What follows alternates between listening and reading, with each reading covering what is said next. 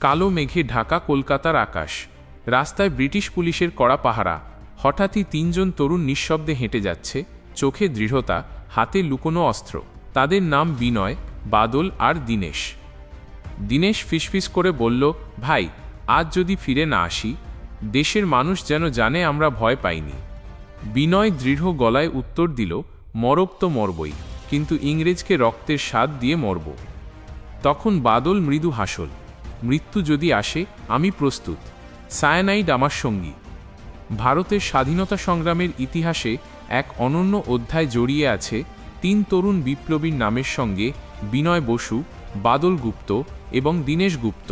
তখন ব্রিটিশ শাসনের দমননীতি বাংলার মাটিকে রক্তাক্ত করে তুলেছিল।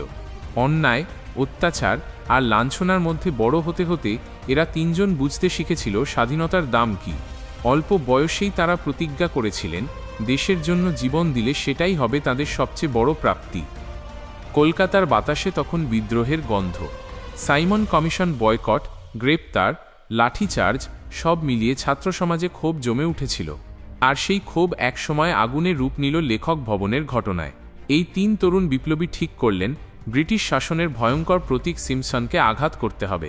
তিনি ছিলেন আইনের নামে নির্যাতনের মুখ্য কারিগর। 1930 সালের 8ই ডিসেম্বর সকাল। লেখক ভবনের ভেতর প্রবল ব্যস্ততা। হঠাৎ তিনজন তরুণ ভেতরে ঢুকে পড়লেন, হাতে পিস্তল, চোখে অদম্য সাহস। মুহূর্তের মধ্যেই শুরু হলো গুলির শব্দ। ব্রিটিশ অফিসাররা আতঙ্কে দৌড়ে বেড়াচ্ছে, কেউ পালাচ্ছে, কেউ গুলিবিদ্ধ হয়ে পড়ছে।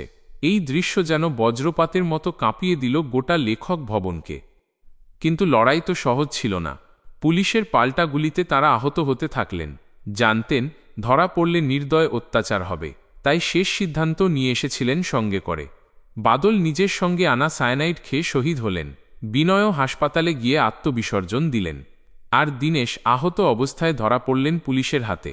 বিচারের নামে প্রহসন চলল, আর শেষে ফাঁসির দড়ি তার গলায় চাপিয়ে দেওয়া হলো। এই তিনজনের আত্মত্যাগে গোটা বাংলার যুব সমাজ জেগে উঠেছিল। স্কুল কলেজে ছাত্ররা তাদের নাম ধরে স্লোগান তুলত, আন্দোলনে ঝাঁপিয়ে পড়ত। মানুষ বুঝেছিল, স্বাধীনতা অর্জন সহজ নয়, এর জন্য দিতে হয় রক্ত। আজও তাদের স্মৃতি বেঁচে আছে। কলকাতার সেই বিখ্যাত চত্বর, যার নাম একসময় ছিল ডালহৌসি স্কোয়ার, আজকের দিনে আমরা চিনি বিবিডি। ব্যাগ নামে বিনয়, বাদল আর দীনেশের নাম একসঙ্গে অমর করে রাখা হয়েছে সেখানে। তাদের এই আত্মবলিদান আমাদের মনে করিয়ে দেয়, দেশের জন্য সত্যিকারের ভালোবাসা মানে শুধু কথা নয়, প্রয়োজনে নিজের জীবন উৎসর্গ করার সাহস। আর সেই সাহসই ইতিহাসে তাদের অমর করেছে।